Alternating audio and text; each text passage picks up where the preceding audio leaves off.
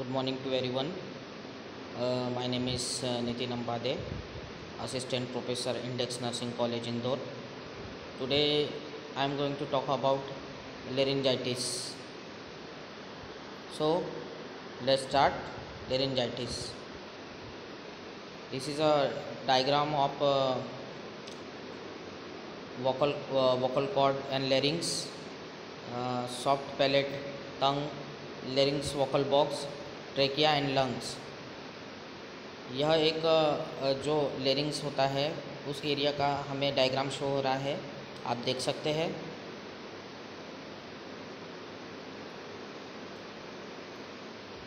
So next is I am discussing about introduction. Laryngitis is an inflammation of your voice box larynx from overuse, irritation or infection inside the larynx or your vocal cord. Two-fold of mucous membrane, overing muscle and cartilage. Normally your vocal cord open and close smoothly, forming sound through their movement and vibration. So definition of laryngitis. Laryngitis is a swelling and irritation, inflammation of the voice box. The problem is most often associated with loss of voice. It's the inflammation and swelling of irritation the larynx. वहाँ पर क्या हो जाता है कि infection और inflammation के वजह से क्या होता है, वॉइस में प्रॉब्लम आना स्टार्ट हो जाता है और लेरिंग्स में इतनी वॉइस बॉक्स में क्या होता है, प्रॉब्लम आना स्टार्ट हो जाता है और जिससे कि आगे जाके इसके दुष्परिणाम के तौर पे जो आवाज़ होती है वह खो जाती है या तो लॉस हो जाती है। इसके causes, this is a causes allergies. First is allergies, bacterial infection, bronchitis, gastroesophageal refluxes disease GERD जिसे कहते हैं, injury, irritant and chemical, acute laryngitis causes temporary vocal strain from yelling, singing और frequent speaking, viral infection, bacterial infection, candida infection. So ये इसके causes होते हैं जिसके कारण कि मेनली रिस्पॉन्सिबल है और इसके वजह से आगे जाके लेरिंजाइटिस डेवलप होता है। Then next is chronic laryngitis causes persistence over use of your voice, chronic sinusitis, GERD, chronic acid reflux, smoking and heavy drinking, ये भी एक मेन कारण होते हैं लेरिंजाइटिस के। So this is the main pathophysiology of laryngitis. Is a invasion of causative organism into laryngeal mucus and non-infectious disease. Second is antigen antibody reaction, then histamine and prostaglandin release. Then next is inflammation of laryngeal mucosa. Then next edematous of vocal cord. Then next is persistent voice disability. तो ये main pathophysiology होती है जो कि लेरिंजाइटिस के लिए responsible होती है। लेरिंजाइटिस किस तरीके से हमारे शरीर में आता है और हमारे बॉडी में वोकल वॉइस डिसेबिलिटी बन जाती है, तो यह मेन पाथवे होता है लेरिंजाइटिस के लिए। Then next is clinical manifestation. Clinical manifestation इस प्रकार से है कि losing your voice, sore throat, tickling और rawness in your throat, dry cough and dry throat, ठीक है, वीक वॉइस, हॉर्सेनेस और ए वीक वॉइस। हॉर्सेनेस का मीनिंग है कि वीक वॉइस मतलब आवाज़ जो होगी वो पतली होगी, शॉर्ट होगी, जो कि लाउडली जो मतलब नॉर्मली वॉइस होती है वह वॉइस नहीं हो पाएगी। लॉसिंग योर वॉइस, आगे चल के इसके दुष्परिणाम के तौर पर वॉइस जो होती है वह एकदम से लॉस हो जाती है। सॉर थ्रोट या तो खांसी में मतलब शोर मतलब अलग से आवाज़ प्रोडक्शन होता है, उस तरीके से वॉइस प्रोडक्शन होगा। Thickening your throat, tickling and rawness in your throat. Tickling मतलब आवाज़ जो होगी एकदम पतली हो जाएगी, एकदम मतलब वीक हो जाएगी, और आवाज़ जो भारी आवाज़ होती है जिसकी मतलब मेल प्रोडक्शन जैसे होता है तो मेल की आवाज़ एकदम भारी होती है तो वो भी पतली होनी चालू हो जाएगी। ड्राई कफ मतलब एकदम सूखी खांसी और प्रोडक्शन कफ जो होगा वो एकदम सूखा रहेगा। ड्राइड थ्रॉट मतलब जो थ्रॉट होगा वो एकदम से थर्स्टनेस रहेगा, और वहाँ पर मतलब थर्स्टनेस और मतलब बस सूखा रहेगा एरिया। इसके बाद हम बात करेंगे डायग्नोस्टिक इवैल्यूएशन के बारे में। इसमें हम सबसे पहले देखेंगे taking a culture. Your health provider examine the swab your throat, the sample is then retreat with a substance that encourages germ growth. If germ that causes infection are found, then your culture is positive. The next is performing a laryngoscopy. A small camera called an endoscope is inserted through your nose or mouth, so your healthcare provider can get a better look at your vocal cord. Completing a biopsy. If you have a nodule or lump on your vocal cord, your healthcare provider may take a small sample of tissue and send it a pathology lab for analysis. तो ये main हम लोग जांच और मतलब investigations करवाते हैं जिसकी सहायता से हम पता कर सकते हैं कि हमें लेरिंजाइटिस की कंडीशन है कि नहीं है, या तो किसी भी पेशेंट्स के लिए यह इम्पॉर्टेंट होती है इन्वेस्टिगेशन जिसकी सहायता से हम यह पता कर सकते हैं कि लेरिंजाइटिस की कंडीशन हो रही है कि नहीं। Next is management. मैनेजमेंट में हम देखेंगे पेशेंट को, जो भी लेरिंजाइटिस का पेशेंट हमारे पास रहेगा तो उसे हम एंटीबायोटिक्स प्रोवाइड करेंगे। तो सबसे first is antibiotic. Antibiotic if laryngitis is a caused by bacterial infection, your health care provider may prescribe antibiotics. Then antifungal.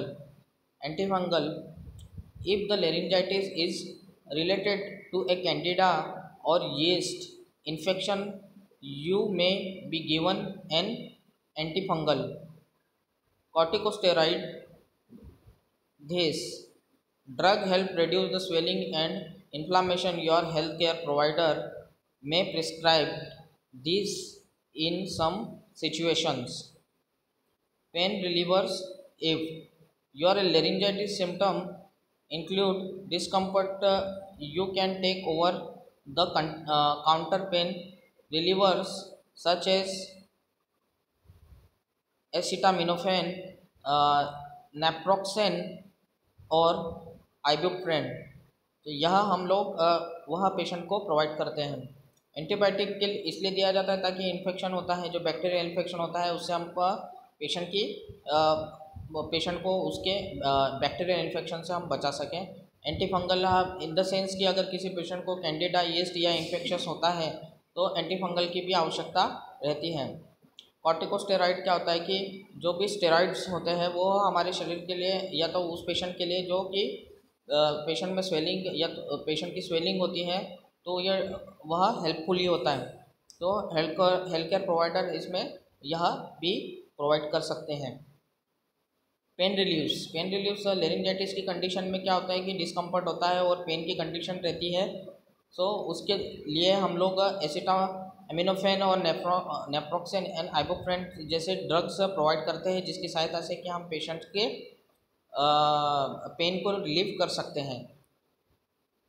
अब हम इसके आगे पढ़ेंगे प्रिवेंशंस के बारे में, जो कि जिसकी सहायता से हम पेशेंट की जितनी भी बीमारी है उसको हम रोक सकते हैं, क्योंकि हम कहते हैं कि health prevention is better than cure. तो prevention is very important part, because इसकी सहायता से हम किसी भी बीमारी को रोक सकते हैं। अगर हमें पता है कि यदि इस चीज़ों को हम फॉलो करेंगे तो हम आगे होने वाली जो तकलीफ है उसे हम बच सकते हैं। तो सबसे पहले हम लोग avoid smoking. Steer clear or tobacco products are areas where second-hand smoke is present. It a well balanced diet. It a well balanced diet in incorporating whole grain and fresh fruits and vegetables into your diet help keep you healthy. This food also ensure that the mucous membrane in the throat stay in good condition. The next is don't clear your throat. Clearing your throat causes your vocal cord to vibrate abnormally. Swelling can occur as a result, making your throat feel more irritating. Avoid spicy food. Next is avoid spicy food. When you eat spicy food, stomach acid can travel into the throat. This can cause heartburn or GERD. Next is limit caffeine and alcohol. This contain caffeine and alcohol dehydrated your body. When you are dehydrated, symptoms of laryngitis may worsen. Then next is drink lot of water. Staying hearted keep the mucus is your throat thin, making it easy to clean. Next is wash your hand frequently. To reduce your exposure to germ, wash your hand. Then इस अगर आप अपने हाथों को बराबर से hygiene maintain करेंगे, अगर हैंड वॉश प्रॉपर करेंगे, तो इससे भी आप मतलब होने वाली संभावनाएं जो है बीमारी की, उसे आप प्रिकॉशंस रख सकते हैं. तो एक बार और next this is the topic is over.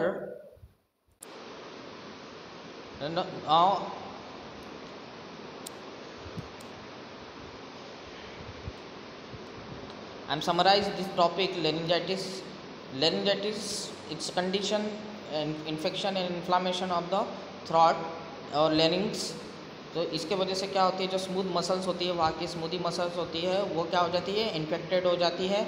Membrane covering जो होती है, वहाँ की फोल्डिंग मसल जो होती है, वह क्या हो जाती है, कार्टिलेज जो होते हैं वहाँ के, वह इन्फेक्शियस हो जाते हैं, जिसके कारण कि वाइब्रेशन जो साउंड प्रोडक्शन होता है उसमें प्रॉब्लम्स आनी स्टार्ट हो जाती है, जिससे कि आगे चल के जो वॉइस होता है वो क्या हो जाता है, डिसेबिलिटी हो जाती है. तो यह कंडीशन होती है लेरिंजाइटिस की. देन उसकी डेफिनेशन यह है कि लेरिंजाइटिस इज स्वेलिंग और irritation, inflammation of the voice box larynx. The problem is most often associated with hoarseness और लॉस ऑफ वॉइस. आगे चल के क्या होता है कि लेरिंजाइटिस की कंडीशन में स्वेलिंग और इरिटेशंस होने स्टार्ट हो जाते हैं, और यही कंडीशन आगे जाके इन्फ्लामेशंस में तब्दील हो जाती है, और वॉइस बॉक्स जो लेरिंग्स होता है तो उसमें प्रॉब्लम होती है.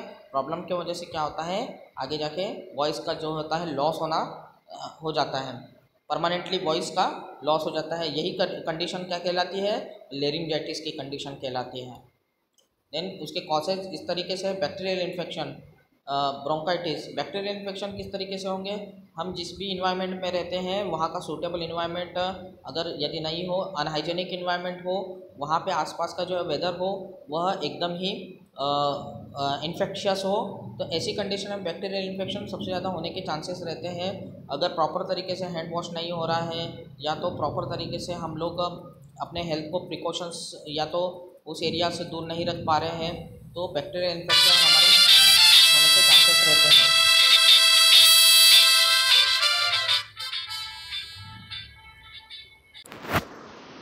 हाँ, so topic is laryngitis. Bacterial infection के वजह से क्या होता है कि बैक्टीरिया जो है हमारे बॉडी को कॉज करता है, जिसके वजह से लेरिंजाइटिस के चांसेस होते हैं. Then next is bronchitis. Bronchitis भी एक ऐसी कंडीशन होती है जिसमें कि लंग्स जो है अफेक्टेड होता है, और यह आगे चल के ये इसके वजह से भी लेरिंजाइटिस की कंडीशन हमें देखने को मिलती है. तो यह भी एक मुख्य कारण देखा जाता है जिसके कारण के लेरिंजाइटिस होता है. गैस्ट्रो इसोफेजियल रिफ्लक्सस डिसीज़, जिसे हम GERD भी कहते हैं, तो गैस्ट्रोइसोफेजियल रिफ्लक्सेस, जिसमें कि जो भी हम लोग खाना वगैरह जो भी अंदर लेते हैं तो वह क्या होता है, वापस रिफ्लक्सेस होने स्टार्ट हो जाते हैं और वापस हमारे माउथ में आ जाते हैं, जिसके वजह से कि भी लेरिंजाइटिस की कंडीशन देखने को मिली है। तो यह भी एक मुख्य कारण हो सकता है जिसके वजह से लेरिंजाइटिस हो सकता है। इंजुरी, अब ऐसी जगह जहाँ पे हो सकता है कि कभी किसी को हेड इंजरी हुई हो, या तो कहीं पे अननोन इंजरीज़ हुई हो, या तो कहीं मतलब असॉल्ट इंजरीज़ हुई हो, कई कोई मरीज़ होता है जो कि कहीं मतलब कार्य क्षेत्र होता है, वहाँ पे कुछ आकस्मिक घात हो गया हो, तो जिसके वजह से भी इंजरी हो सकती है। तो इस तरीके की इंजरीज़ जो होती है वह भी लेरिंजाइटिस के लिए लेरिंजाइटिस आगे जाके दे सकती हैं। देन उसके आगे है इरिटेंट एंड केमिकल्स।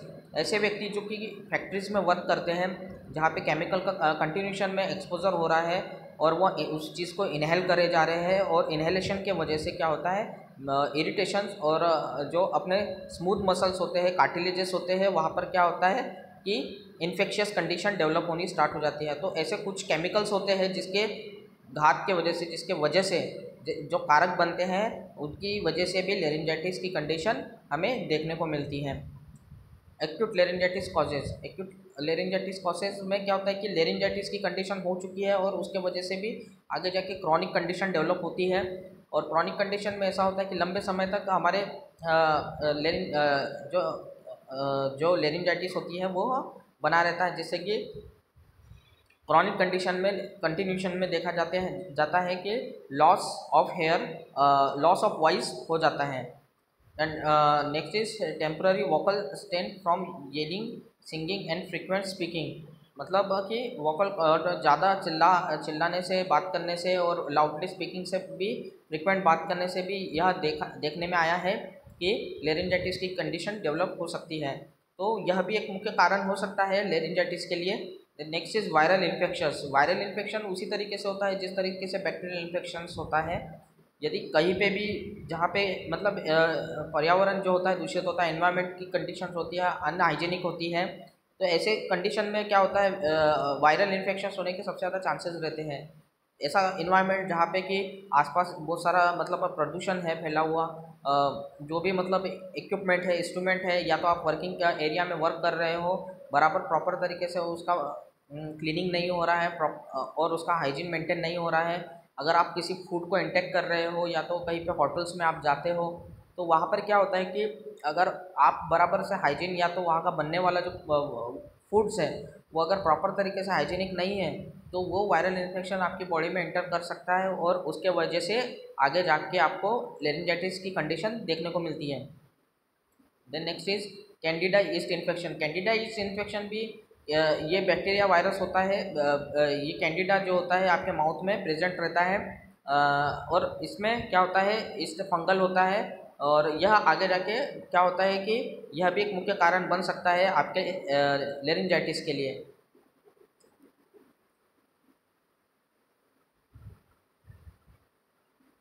अब स्मोकिंग की बात कर रहे हैं तो अभी WHO के सर्वे के अनुसार सबसे ज़्यादा स्मोकर जो की वजह से मतलब काफ़ी समय अगर लॉन्ग क्रॉनिक अगर स्मोकर है, तो अगर वो कंटिन्यूस स्मोकिंग करता है तो पूरा जीआई सिस्टम होता है, या तो फिर अपने लंग्स रेस्पिरेटरी सिस्टम होता है, तो वह पूरा आपका क्षतिग्रस्त हो जाता है, जिसमें कि आपकी पूरी एरिया कवरिंग होती है, जो कि लेरिंग्स से लेके पूरा आपका लंग्स रेस्पिरेटरी जो ट्रैक होता है वो पूरा डैमेज होना स्टार्ट हो जाता है। तो ये मुख्य कारण होता है स्मोकिंग करने के बाद। तो कंटिन्यूशन के स्मोकर्स जो होते हैं, क्रॉनिक स्मोकर्स जो होते हैं, जो कंटिन्यूशन में 10-20 साल से कंटिन्यूस में स्मोकिंग ले रहे हैं, तो ऐसे लोगों को हम देखते हैं कि लेरिंजाइटिस की कंडीशन आ जाती है। हेवी ड्रिंकिंग, जो कि कंटिन्यूशन में ड्रिंकिंग ज़्यादा लेते हैं, अल्कोहल का यूज़ ज़्यादा करते हैं और ऐसे सब्सटेंस का यूज़ करते हैं जो कि अनहाइजेनिक हो और जिसकी बनने की जो प्रक्रिया होती है वह एकदम विशुद्ध होती है। तो ऐसी कंडीशन में क्या होता है कि जो ड्रिंकिंग करते हैं तो यह आगे जाके क्या होता है, शरीर को हार्म करती है और उसके वजह से भी लेरिंजाइटिस की कंडीशन देखने को मिलती है। पैथोफिजियोलॉजी, हम अब यहाँ पे बात करेंगे पैथोफिजियोलॉजी के विषय में। Invention of positive organism into the larynx mucosa and non infectious disease. तो जो पॉजिटिव ऑर्गेनिज्म होता है वो क्या होता है, लेरिंग्स में प्रेजेंट होता है। अब यह क्या होता है, एंटीजन और एंटीबॉडी रिएक्शंस होते हैं। यहाँ पे जो भी बैक्टीरिया हमारी बॉडी में आ गया है, प्रेजेंट हो गया है, और जो ऑर्गेनिज्म पॉजिटिव ऑर्गेनिज्म जो लेरिंग्स में प्रेजेंट है वो क्या हो जाएगा, उसका एंटीजन और एंटीबॉडी रिएक्शन होगा। एंटीजन और एंटीबॉडी रिएक्शन हो गया तो उसके बाद प्रोस्टाग्लैंडिन हार्मोन जो होता है, हिस्टामिन एंड प्रोस्टाग्लैंडिन हार्मोन क्या होंगे, रिलीज होंगे। तो इसके वजह से क्या होगा, इन्फ्लामेशन ऑफ लेरिंग्स म्यूकोसा, जो कि लेरिंग्स की जो स्मूथ मसल्स होती है वहाँ पर क्या हो गया, उसकी जो मसल्स होते हैं, म्यूकोसा होता है उसका, वहाँ पे इन्फ्लामेशन होना स्टार्ट होना चालू हो जाएगा। और देन उसके आगे एडिमोटस और वोकल कॉर्ड, जो वोकल कॉर्ड होगा उसमें मतलब एडिमा होना स्टार्ट हो जाएगा। देन उसके आगे जाके परसिस्टेंट वॉइस डिसेबिलिटी, मतलब जो वॉइस होती है आपकी, जो वॉइस आप बात करते हो, आप किसी को बता सकते हो, आपकी जो भाषा है, आपकी वॉइस होगी वो पूरी तरीके से डिसेबल हो जाएगी और आप बात करने की कंडीशन में नहीं रहेंगे। तो यह भी एक कंडीशन बनती है। Next is clinical manifestation. अब यहाँ पे क्लिनिकल मैनिफेस्टेशन में क्या होता है कि अब आपको लेरिंजाइटिस हो चुका है। अगर लेरिंजाइटिस हो चुका है, अब क्या होगा कि अब सिम्टम्स आप में क्या क्या शो होंगे, जिसमें कि आप देख सकेंगे कि वीक हो जाएगी आपकी वॉइस, आपकी जो आप बात करने की जो प्रक्रिया है, जिसमें कि आप बात कर रहे हो नॉर्मली पाथवे में, तो वो नहीं हो पाएगा और आप जो है वॉइस आपकी एकदम वीक हो जाएगी। आप मतलब जल्दी से आपके शब्दों को आप नहीं बता पाएंगे। लॉसिंग योर वॉइस, अब हो सकता है कि लेरिंजाइटिस में कभी कभी वॉइस वीक भी हो जाती है, और लॉसिंग ऑफ योर वॉइस मतलब आपकी परमानेंटली आपकी वॉइस पूरी बंद ही हो जाएगी, जिससे कि आप बात करने की कंडीशन में भी नहीं रह पाएंगे। यह भी एक कंडीशन देखने को मिलती है हमें लेरिंजाइटिस के तत्पश्चात। और then second is sore throat. Sore throat भी कंडीशन देखने को मिलती है कि आपके जो वॉइस होती है वह एकदम की सोर होती है, मतलब एकदम वॉइस नहीं होते हुए भी वह मतलब अलग ही स्नीजिंग साउंड होगी, उसकी वॉइस जो होगी एकदम मतलब अलग ही साउंड प्रोडक्शन होगा। तो साउंड प्रोडक्शन सब भी काफ़ी अलग तरीके के होंगे, पर वह मतलब जो नॉर्मल आप जो बात कर रहे हैं, आप वो जो कहना चाह रहे हैं वो आप एक्सप्लेनेशन नहीं कर पाएंगे आफ्टर द लेरिंजाइटिस। थिकलिंग और रिवनेस ऑफ योर थ्रॉट। थिकलिंग मतलब जो आपकी जो वॉइस होगी वो एकदम ही पतली हो जाएगी और एकदम मतलब समझ में नहीं आएगा। जो भी मतलब फीमेल होंगे या तो मेल होंगे, दोनों में से अगर फीमेल होगी तो फीमेल की ऑलरेडी वॉइस थोड़ा सा साउंड जो होगा वो एकदम और पतला हो जाएगा, जो कि समझाने या बोलने में भी मतलब कठिनाई हो जाएगी। और यह समस्या हम देखते हैं किसमें, लेरिंजाइटिस की कंडीशन में। ड्राई कप की कंडीशन भी देखने को मिलती है। ड्राई कप होता है, प्रोडक्शन ऑफ कप जो होते हैं वो एकदम ड्राईली होंगे, और हो सकता है कि प्रोडक्शन होने में भी मतलब काफ़ी कठिनाइयों का सामना करना पड़े। तो ऐसी कंडीशन हम देखते हैं आफ्टर मतलब लेरिंजाइटिस होने के बाद। ड्राई थ्रोट, हमेशा जो थ्रोट होता है वो सूखा रहता है और वहाँ पे प्रोडक्शन होते रहते हैं कप के, तो इसके वजह से भी मतलब काफ़ी हम देखते हैं कि सॉर थ्रोट होता है और स्नीजिंग साउंड्स होते हैं वो देखते हैं। यह डायग्नोस्टिक इवैल्यूएशन में हम देखते हैं कि अगर किसी पेशेंट को अगर हो ही गया है, अब आ ही गया है अब बीमारी, तो अब उसके बाद कल्चर हमको करना होता है, या तो कन्फर्मेशन हमको टेस्ट करने होते हैं, जिसकी सहायता से हम यह पता कर सकते हैं कि यह बीमारी कन्फर्मेटिव है कि नहीं है। तो सबसे पहले हम लोग कल्चर करवाते हैं। कल्चर में हम लोग यह पता करते हैं कि स्वैब कल्चर्स होते हैं और यह लैबोरेटरी टेस्ट होते हैं, जिसकी सहायता से हम लोग उसके बैक्टीरिया के प्रेजेंटेशन को हम चेक करते हैं और पता करते हैं कि कल्चर पॉजिटिव है या नेगेटिव है। देन उसके बाद लेरिंजोस्कोपी होती है। लेरिंजोस्कोपी में हम कैमरा जो होता है, लेरिंग्स में आपके कैमरा एक छोटा सा माइक्रोस्कोपिक कैमरा होता है, एंडोस्कोपी की सहायता से हम लोग अंदर माउथ के एरिया से हम लोग अंदर की तरफ लेते हैं और पता करते हैं कि वहाँ पे वोकल कॉर्ड में कितना % इन्फेक्शन है या दिखने में कैसे उसकी मतलब पैथोलॉजी है। ये सब हम लोग किससे पता करेंगे, लेरिंजोस्कोपी से ही पता कर पाएंगे।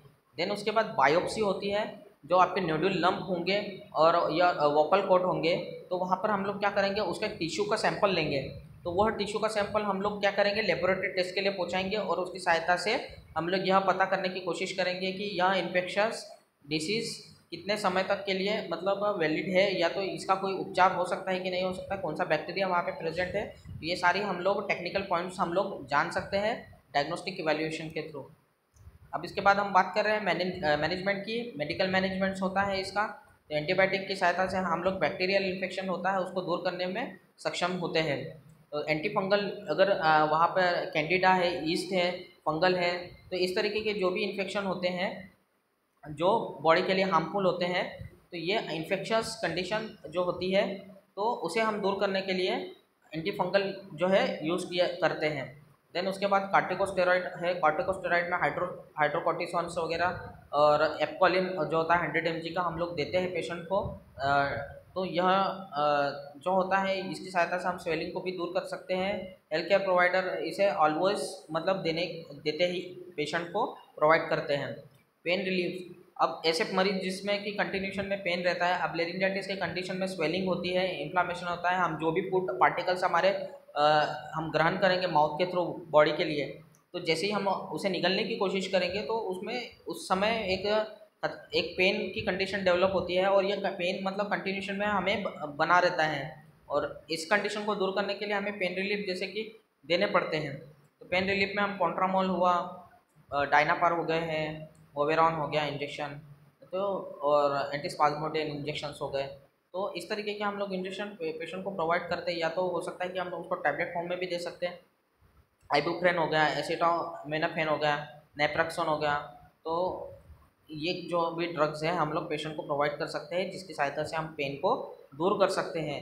तो यह हम लोग सारी चीज़ों का उपयोग करेंगे जिसकी सहायता से इन्फेक्शन को, फंगल को हम लोग दूर कर सकते हैं। Next is prevention. Avoid smoking. Smoking सबसे बड़ा कारक होता है पूरे लंग्स को डैमेज करने के लिए।